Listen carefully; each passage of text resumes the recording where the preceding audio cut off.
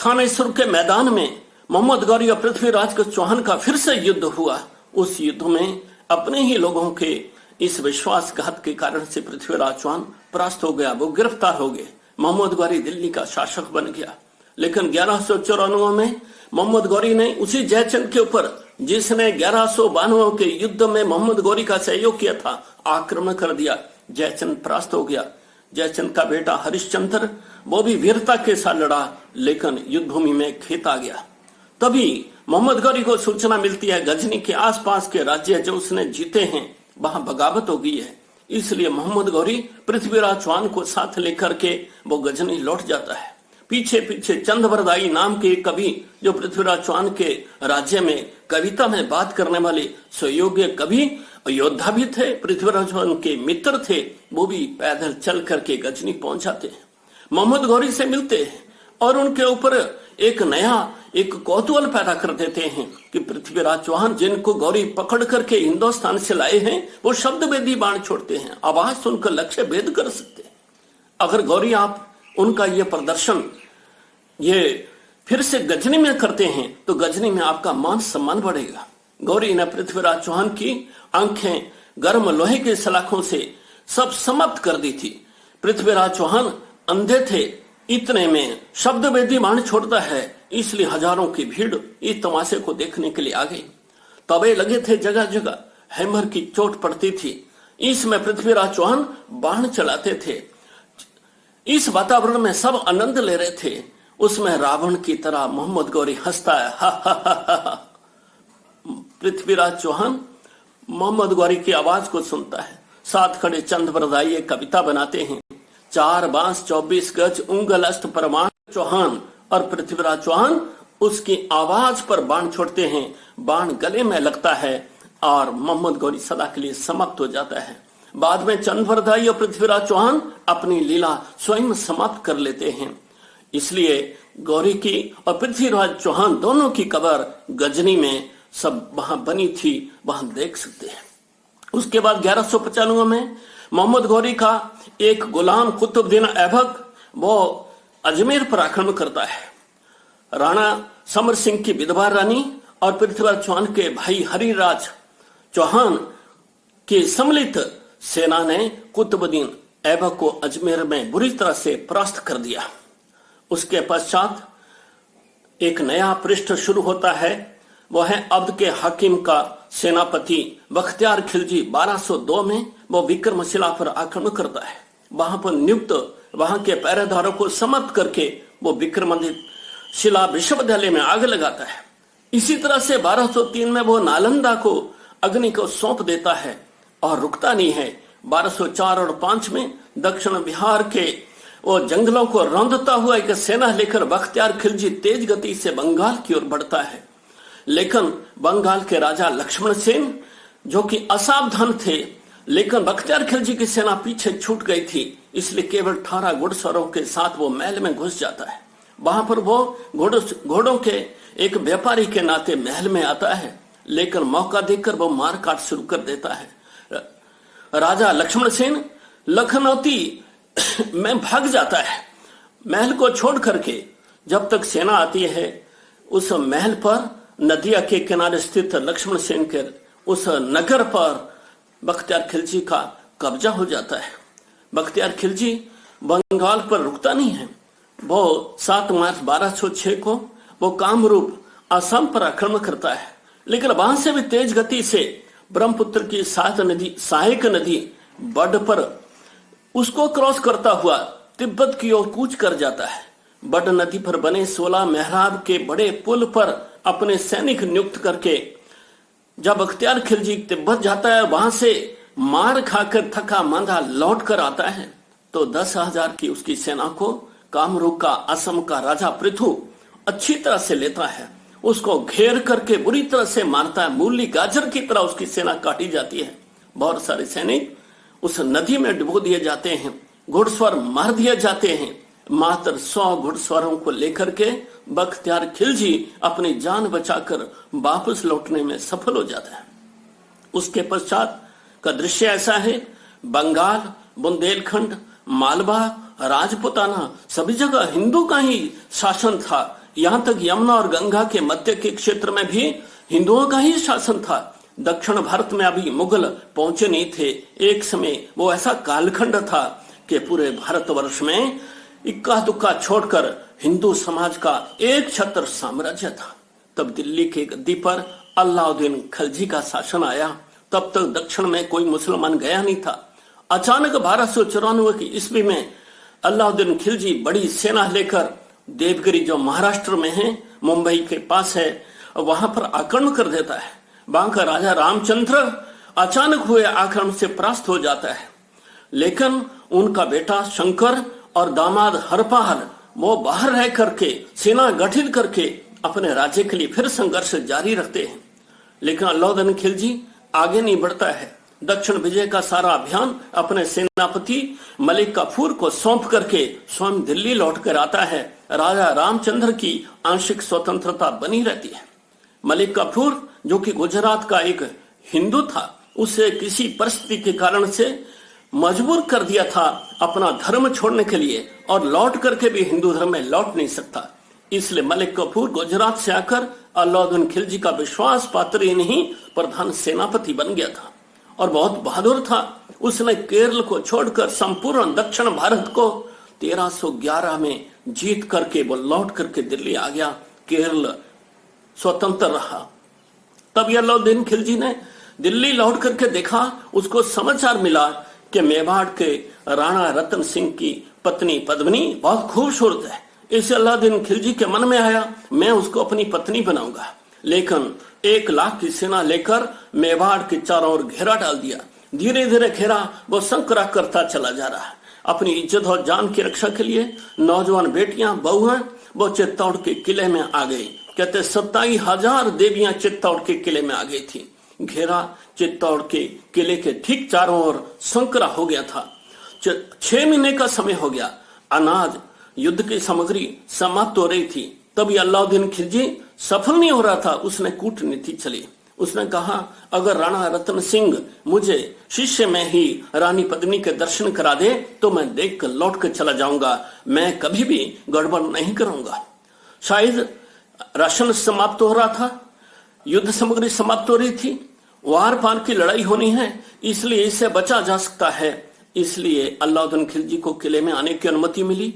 वो शिष्य में देख करके ऐसा कहते हैं, किंवदंती है, इस पर भी प्रश्न चिन्ह है, वो लौट कर जा रहा था। भारतीय संस्कृति के अनुसार राणा रतन सिंह उसको छोड़ने के लिए किले के मुख्य द्वार तक जाते हैं। अलाउद्दीन खिलजी मौके का लाभ लेकर रतन सिंह को गिरफ्तार कर लेता है। लेकिन किले में जो सेना है उसके 2 महान योद्धा थे, गोरा और बादल। 18-20 साल के तरुण जोशीले नौजवान थे। उन्होंने योजना बनाई, संदेश भिजवाया क्या, हम रानी पद्मिनी को लौटा रहे हैं, अलाउद्दीन खिलजी को भेंट स्वरूप सौंप रहे हैं, लेकिन पद्मिनी के साथ 100 सेविकाएं भी आएंगी। इसलिए गोरा बादल के नेतृत्व में वो सेविकाओं के वेश में 100 कमांडो नियुक्त हो गए।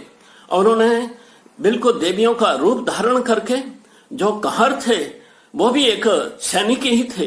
100 डोलियां किले के मुख्य द्वार की ओर बढ़ती हैं। गोरा बादल भी आगे चलते हैं। द्वार पर पहुंचकर अलाउद्दीन खिलजी के उस तंबू पर जहां पर रतन सिंह को गिरफ्तार करके रखा था धावा बोल देते हैं। गोरा और बादल बहादुरी से लड़ते हैं, रतन सिंह को छुड़ा लेते हैं। लेकिन फिर क्या था, किले का द्वार तो खुल गया था। अलाउद्दीन खिलजी की सेना प्रवेश करती है। लेकिन जब चित्तौड़ के उस किले में प्रवेश करती है तो क्या देखता अलाउद्दीन खिलजी, 27,000 देवियां एक बहुत बड़ी चिता जलाकर सबकी सब जलती आग में कूद गई थी। हमारे जीते जी मलेच्छों का हाथ हमारे शरीर को स्पर्श नहीं कर सकता। अपनी आन बान शान के लिए वो अग्नि को स्पुर्द सबकी सब हो गई रानी पद्मिनी के साथ। फिर वहां के वीरों ने साका किया सर्वनाश, अपने आप को पूर्ण आहुति देश धर्म समाज की रक्षा के लिए कर दी। अलाउद्दीन खिलजी खुश होकर के कुछ सैनिकों के हवाले चित्तौड़ सौंप कर दिल्ली लौट कर आ गया। लेकिन जब मलिक काफूर दिल्ली आया तो 1311 में, और उसके तुरंत बाद उसको समाचार मिला कि दक्षिण भारत में जो रामचंद्र राजा को उन्होंने परास्त किया था, उसने राजा हरपाल और शंकर के सहयोग से अपने आप को स्वतंत्र घोषित कर दिया है।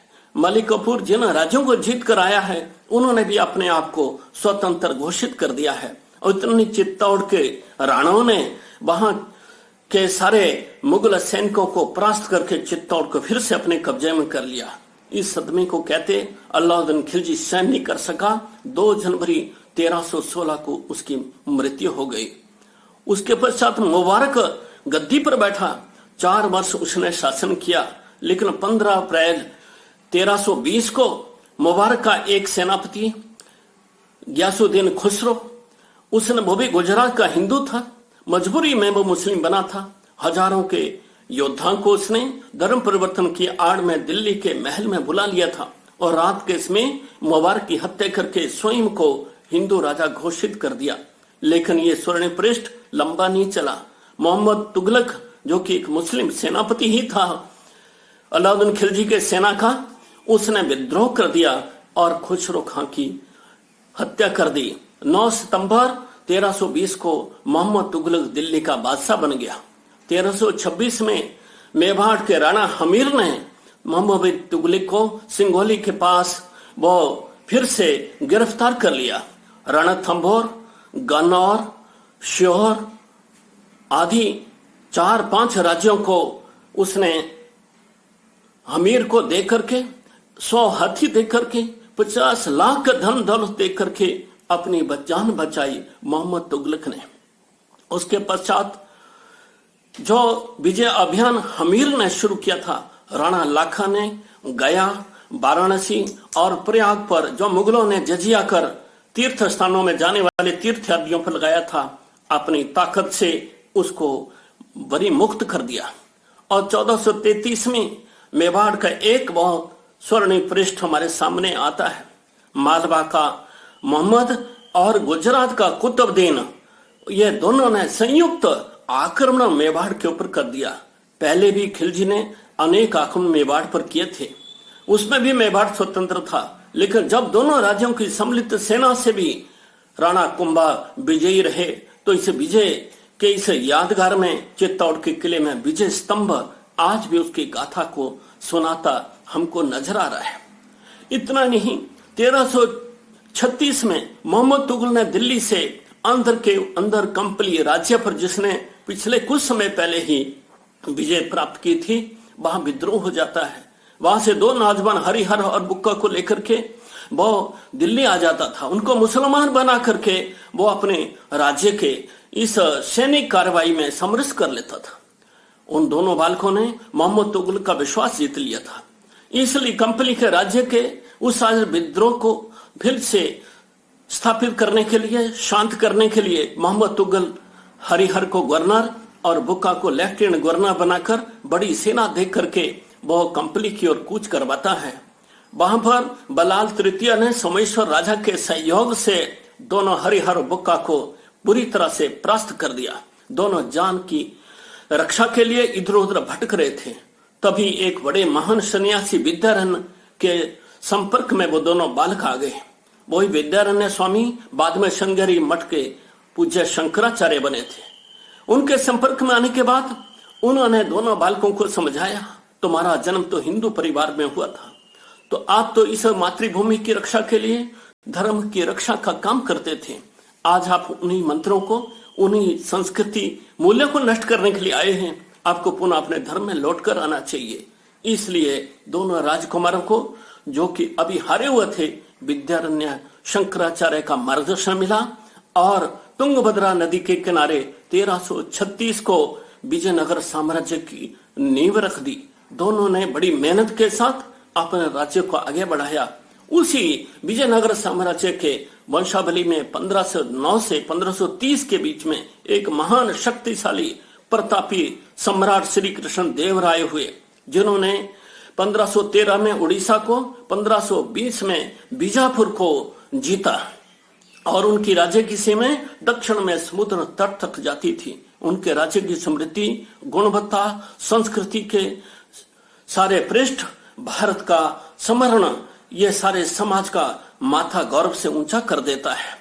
ऐसे कृष्ण देव राय वहां पर हुए। लेकिन उसकी बसावली में आगे चल करके 1565 के आसपास एक राम राय नाम के वो सम्राट हुए।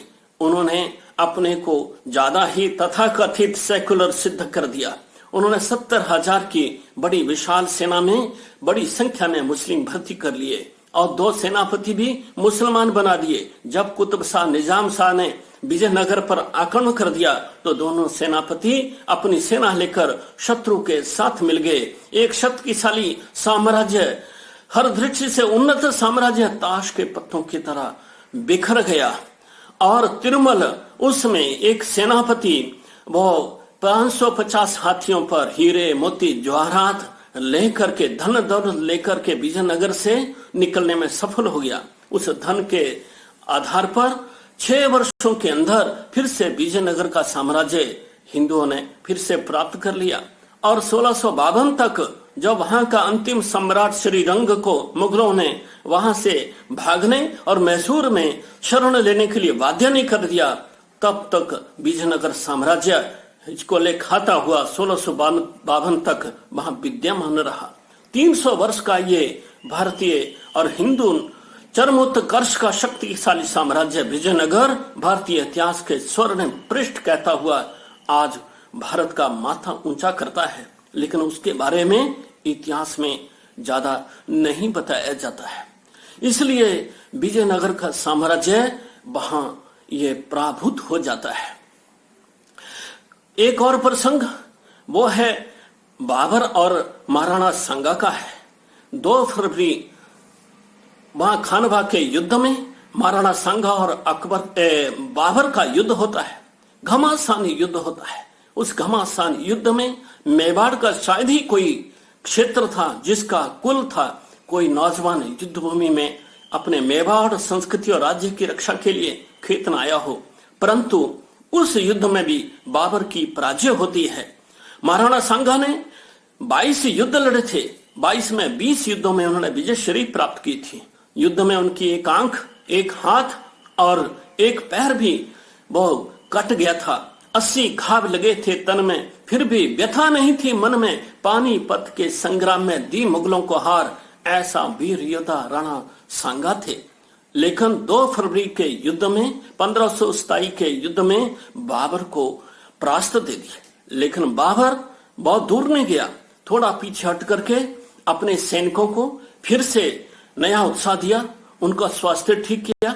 वो तोपखाना लेकर के आया, तोपें फिट कर दी खनबा के मैदान में, और राणा सांगा वो इससे अनभिज्ञ या उसको उपेक्षा करते रहे। ठीक 16 मार्च 1527 को फिर से बाबर ने आक्रमण कर दिया।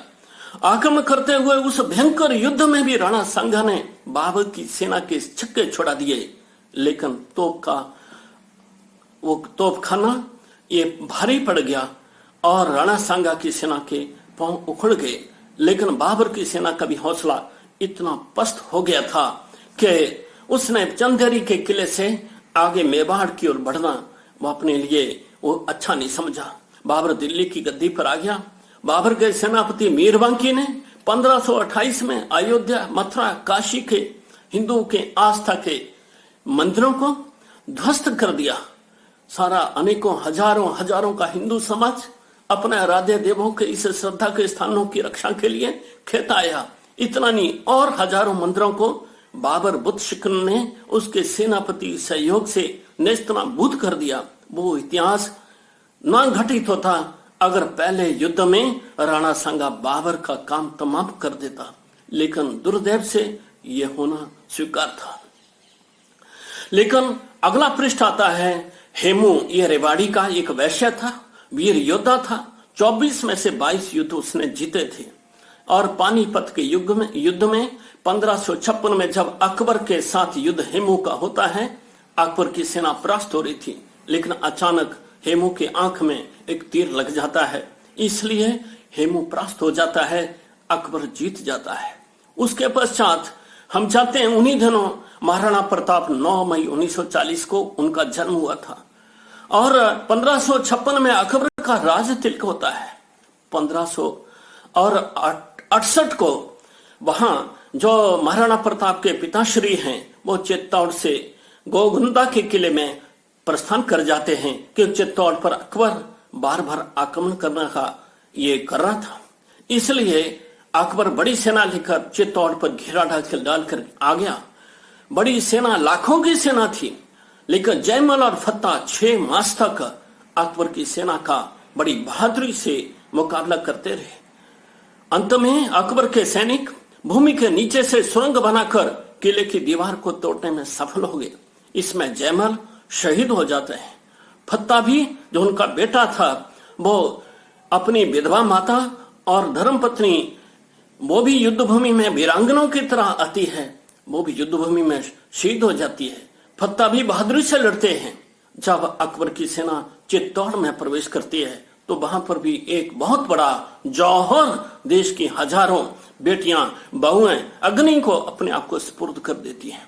तथा कथित उदार, आज समझा जाने वाला अकबर कितना उदार था, इससे अंदाजा लगाया जा सकता है। उसमें चित्तौड़ की 40,000 की आबादी थी। 40,000 में से 30,000 का कत्लेआम अकबर वहां पर करवा देता है। इस प्रकार से अकबर का यह उदार मना चरित्र आपके सामने इससे आ जाएगा। 1568 में ही गोगुंदा के किले में राणा उदय सिंह महाराणा प्रताप को युवराज का वो खिताब देते हैं, युवराज के पद पर नियुक्त कर देते हैं। लेकिन जो उनकी दूसरी पत्नी थी, उनके आग्रह के कारण से 1572 में उदय सिंह की मृत्यु से पहले वो जगमाल को वो राजा इस नाते नियुक्त कराती है, अर्थात वो युवराज बना देती है और ये राजा बनेंगे, ऐसा उदय सिंह से घोषणा करवा देती है। उदय सिंह का वहां गोविंदा में ही देहांत हो जाता है। महाराणा प्रताप उनकी शव यात्रा में जा रहे थे, लेकिन वहां के सामंतों ने देखा ये जगमाल तो योग्य नहीं है, ये तो बुजदिल है, ये मेवाड़ की रक्षा नहीं कर सकता। इसलिए सामंतों ने जगमाल को गद्दी से उतार करके महाराणा प्रताप का जगमाल वहां गोगुंदा के किले के पास एक बावड़ी के किनारे, आज वहां शिव मंदिर भी है, उसी के अंचल में वहां महाराणा प्रताप का राज तिलक कर दिया। लेकिन जगमाल वहां से देशद्रोह करके वो अकबर के शरण में चला जाता है। अकबर उन्हें जहाजपुर का जागीरदार बना देता है, लेकिन वो हमेशा चित्तौड़ के विरुद्ध खड़ा होता है। महाराणा प्रताप को 1573 तक अकबर अपने अधीन आने के लिए निमंत्रण देता है, लेकिन जब नहीं आता है तो महाराणा प्रताप के भाई मान सिंह के नेतृत्व में लगभग 80,000 की सेना देकर, जो कि हिंदू सेना थी, चित्तौड़ पर चढ़ाई के लिए भेजता है। और ये वो युद्ध है जो हल्दी घाटी का एक प्रसिद्ध युद्ध कहा जाता है। महाराणा प्रताप के पास केवल 22,000 सैनिक थे। उन्होंने हल्दी घाटी के उस संकरी मोर्चे पर मोर्चा बनाना अच्छा समझा, जहां से महाराणा मान सिंह की सेना का अच्छी तरह से मुकाबला किया जा सके। लेकिन एक तरफ 80,000 है, एक तरफ लगभग 20,000 के सैनिक हैं। हल्दी घाटी का किला पार करके हल्दी घाटी का मैदान में भयंकर युद्ध होता है। इस युद्ध में कहते खून की नदियां बह जाती हैं, लेकिन 20,000 सैनिक बड़ी हिम्मत के साथ उस युद्ध भूमि में मुकाबला कर रहे थे। एक प्रसंग ऐसा आता है कि चेतक महाराणा प्रताप के इशारे से वो मान सिंह का वो हाथी पर आया हुआ रथ देख करके हाथी के सिर पर के अपने पांव रख देता है। महाराणा प्रताप भाला चलाते, मान सिंह पीछे हट जाता है, भाले के आक्रमण से वो बच जाता है, लेकिन उनका महावत वो शहीद हो जाता है।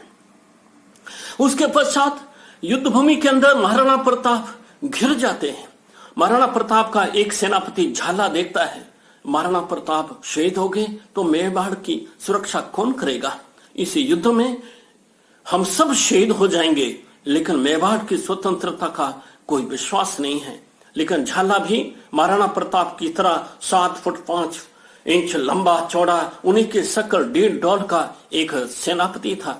राणा प्रताप के पास आता है, महाराणा प्रताप आप अपना मुकुट और ध्वज मेरे पास दे दीजिए। शत्रु ये समझेगा महाराणा प्रताप युद्ध लड़ रहे हैं, लेकिन आप तुरंत युद्ध भूमि से निकल करके चले जाइए, आप रहेंगे तो मेवाड़ स्वतंत्र हो जाएगा। महाराणा प्रताप कहने लगे, झाला ऐसा करना क्या मेरे लिए शोभा देगा? लेकिन झाला ने बहुत जिद की, उनका मेरे जैसे झाले आपको अनेकों मिल जाएंगे, लेकिन आप रहेंगे तो मेवाड़ का स्वतंत्र का सूर्य फिर उदय हो जाएगा। उनके हट के आगे राणा प्रताप को झुकना पड़ा।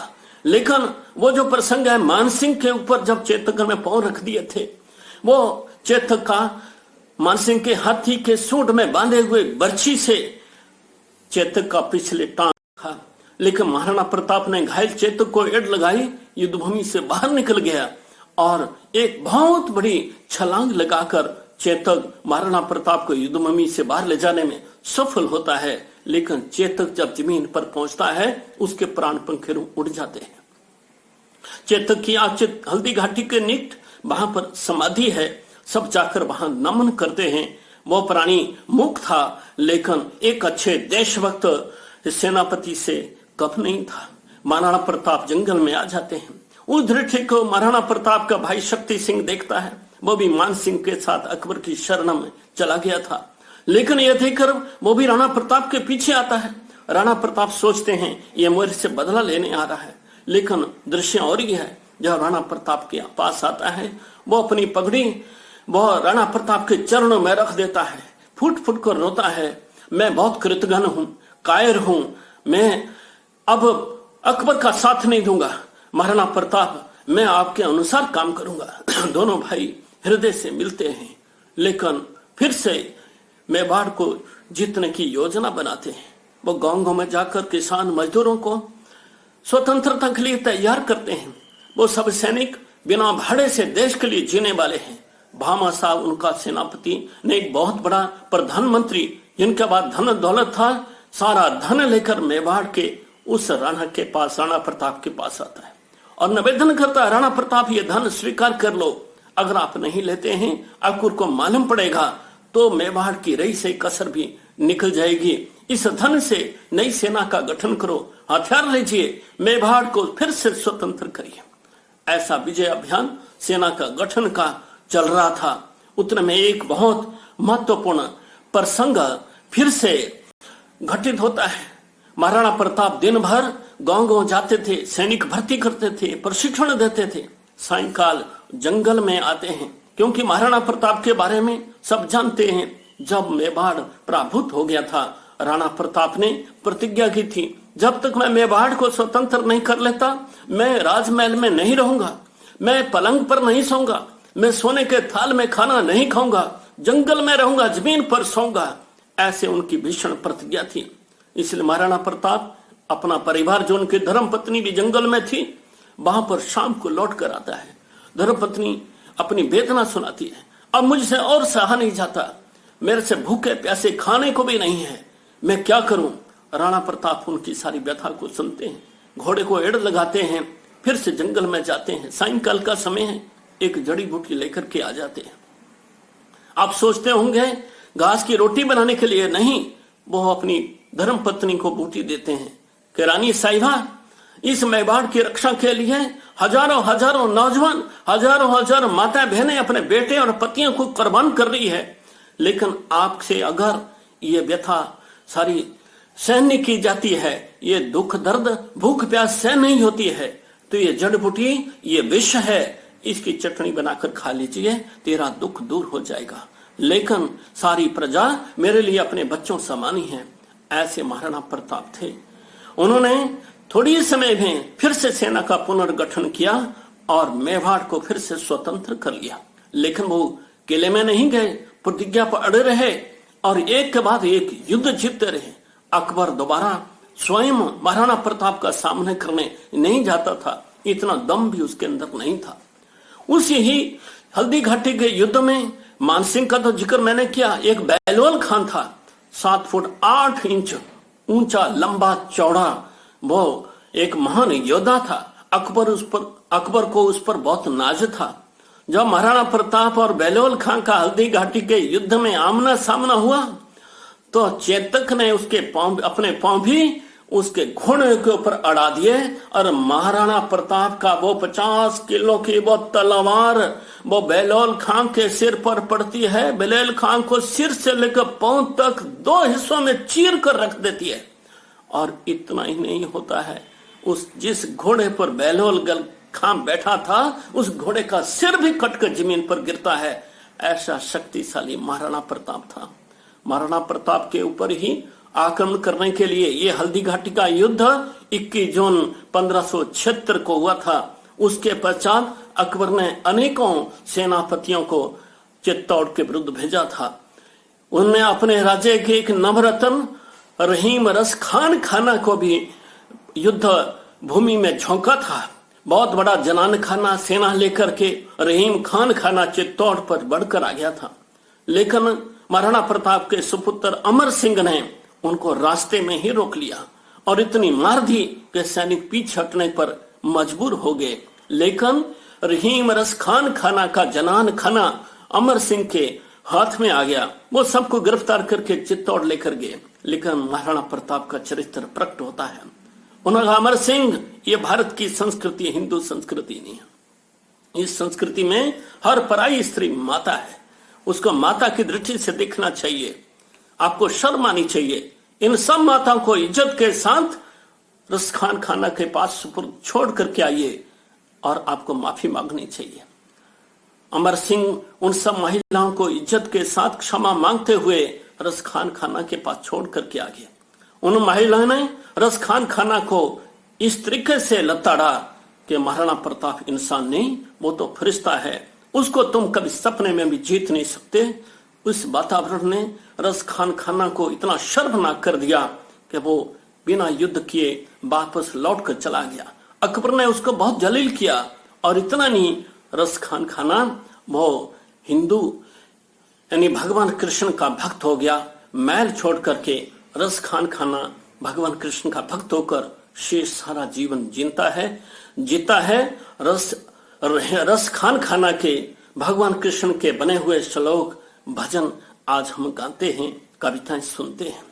इस प्रकार से महाराणा प्रताप का यह जीवन संघर्ष का रहा। लेकिन 1585 से लेकर 1597 तक महाराणा प्रताप के ऊपर अकबर ने कोई युद्ध नहीं किया। इस कालखंड में महाराणा प्रताप ने अपना कृषि, उद्योग, व्यापार, संस्कृति, शिक्षा को विकसित किया। चित्तौड़ के अंदर के बहुत सुयोग्य शासन व्यवस्था स्थापित की। स्वास्थ्य खराब होने के कारण से महाराणा प्रताप का देहांत 1597 में हो गया।